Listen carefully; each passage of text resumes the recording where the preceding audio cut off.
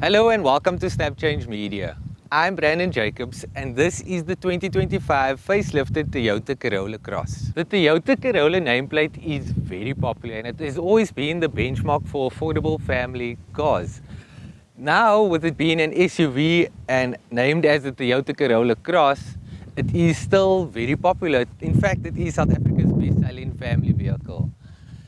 With the 2025 updates, there have been nothing new done under the skin. So it remains with the same chassis setup, same suspension and same engine setup. This is the hybrid model, so you'll see that it has the blue logo, blue Toyota logo. What's new to the 2025 lineup is the new bumper with a honeycomb grille and this new grille on top, making the vehicle look very handsome.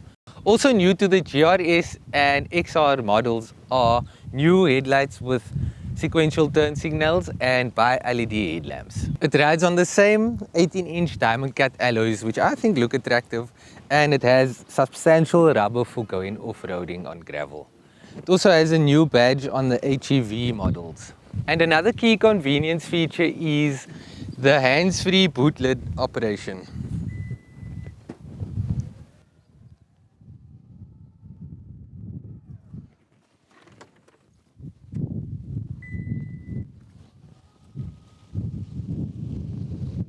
So it has a new badge for the HEV as well as new bulbs inside the rear lamps. Step into the inside and you'll be met with a lot more new features like the new driver display, the new infotainment system screen that now uses USB Type-C connectivity. There's electronic park brake, so no more foot brake. There's also new seats with new stitching and new attention to detail. The dashboard is also being upgraded and looks a lot more premium with the white stitching going through it. There's a lot of soft touch materials on the inside of this vehicle, on the door panels as well. Of course, there are some plastic bits because this is a budget-friendly vehicle. Let's remember that. There's also two new colors available and I'll put that up on screen. Jumping into the back of the car, you'll see that the rear seats are now a bit more reclinable for extra comfort. Two USB Type-C ports there for charging, and it has cup holders in the middle and you can lean your arm on there as well. And then there's also some cool cup holders in the side of the door panels with nice soft touch materials as well. The Toyota Corolla Cross range is powered by a naturally aspirated 1.8 litre petrol engine, and in the hybrid models that's mated to an electric motor for a total output of 90 kilowatts and 142 Newton meters of torque. Welcome to the inside of the new Toyota Corolla Cross. So push button start, foot on brake, push start. The car is on, electric motor is on, it's fired up, ready to go. Says EV, ready, and BSM, I think. Not sure what the BSM stands for. Anyway, automatic climate control, let's put that off. New display, new driver display, nice steering wheel, nice soft touches, some plastic bits there, electronic park brake, new stitching, new USB connectivity. Yeah, no volume knob control anymore, there's some buttons over here. Let's just put this out of the way. Let's pop it into drive and go.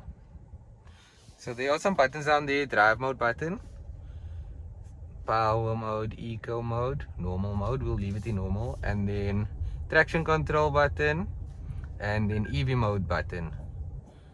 Let's just put the traction control back. EV mode unavailable because of the hybrid battery mode being flat, because I was parked the whole time and the car was idling. Easy, nice over that speed bump, very comfortable. McPherson struts in the front, Torsion beam at the back, tuned very nicely to soak up road imperfections for city driving, obviously under the speed limit. So anything under 120, this will be very comfortable. Once you push on taking turns a bit faster, that's where you'll find that the car will get a bit floaty and feel a bit unpleasant, where higher end vehicles will drive a bit better at that higher speed. But this is a budget friendly vehicle. It's basically the benchmark of vehicles. It is South Africa's best selling SUV and Toyota's best selling passenger vehicle. Toyota is also the best selling automaker in South Africa by a huge margin. They sell about 12,000 vehicles a month and they sell like they sold 1,500 Toyota Corolla Crosses last month, so that's commendable. And yeah, that's due to the fact that Toyota is so well known, and due to the fact that the Corolla nameplate is so well known, and the way they make the vehicles. You get quality vehicles, and like I said, it's the benchmark of affordable vehicles that you can safely keep for a lifetime, or even hand it down to your children, which has happened to me. The first car I drove was the Toyota Corolla Conquest Taz, which was handed down to me by my father. So thanks, Dad. I appreciate that. This car has been upgraded and updated into a SUV now. I'm talking about the Corolla nameplate. It's now called the Corolla Cross. And since its introduction to the market, it has always been the best seller. And now with the 2025 updates, it has even been made better and more attractive for buyers. A new screen, new digital display, electronic park brake, nicer interior with nice stitching. Look at that, nice stitching on the dash. And that together with the engine lineup, engine suspension setup, and chassis setup, everything just works well. And Toyota keeps updating these products, and they keep at the #1 spot. And that's because of the good dealership network as well, and the after sales team, and how they look after you and your vehicle. This is powered by a 1.8 liter naturally aspirated engine that is mated to an electric motor. So that 1.8 engine is also found in the other derivatives, but it has more power when it stands alone. With the hybrid model, it's rated at 90 kilowatts and 142 Newton meters of torque. In the naturally aspirated non-hybrid models, it is rated at 103 kilowatts and 192 Newton meters of torque. With that model, Toyota says that you would average around 6.5 liters per 100 kilometers. I'll put the correct figures up on the screen. And then with the hybrid model, you could get around 4.9, I think. But I'll put what Toyota claims up. I've averaged 5.5 liters per 100 kilometers. And it's been stably sitting there. I've even resetted it, and it got back to 5.5. On the longer road, when I was pushing it a bit more, I was going over the highway speed and just testing the car, testing what the CVT transmission feels like, how it gains power. When I did that, it did go up to 5.8, but as soon as I got back to the city, it went back down to 5.5. So that, I feel like, is a true reading. Yeah. There's not much to say about this vehicle. I like it. I used to say it was boring, but now driving it and spending some time with it, I do like it. I do recommend it. It is the benchmark. It's the best SUV to go for in terms of everything that they're giving to you. Newer vehicles are trying to chip in by adding new technologies and amendments to the vehicle, and they're trying to obviously get buyers to be interested in there. I do feel like this is the best bang for buck you're gonna get. Best family vehicle. It's quite spacious inside.